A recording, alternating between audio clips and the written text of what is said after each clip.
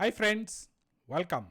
We'll start a series on displaying real-time data on a Tkinter window using Matplotlib and other libraries. Based on the requirement we'll use it. So this will start with a stock displaying graph, so means the stock values will display. So there can be a static simple display of the stock value, or it can be a graph which will be showing in the time axis how the stock value is fluctuating. Here is one example you can see.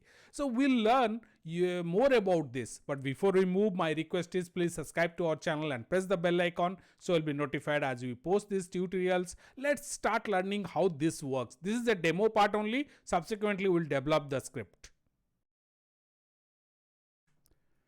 Look at these graphs. So these are, I am fixing a particular stock, and during the when the market is open, how the price has fluctuated. You can see it's a TCS stock price, how it has varies. So like that, several windows I can open it. So you can see that next let's go here. You can see this is our parent window or the main window where I can select a stock which I want to track it. So I can select the stock, say particularly state back, then we will go, and here is the it will start tracking. And in other windows also I can track multiple means other stocks also. So multiple stocks I can track it, and the variation it will give it me the output in a real time basis.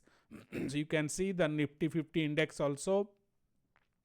I can keep on changing the to a different stocks also to monitor different stock prices, not only single one, multiple ones also I can see. So that this particular script will try to develop, and we'll see how we'll work on it.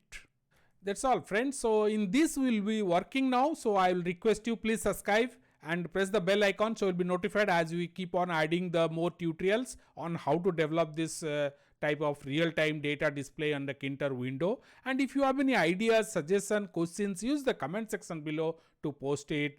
Please subscribe to our channel and press the bell icon, and please share this with your friends, and thank you for watching.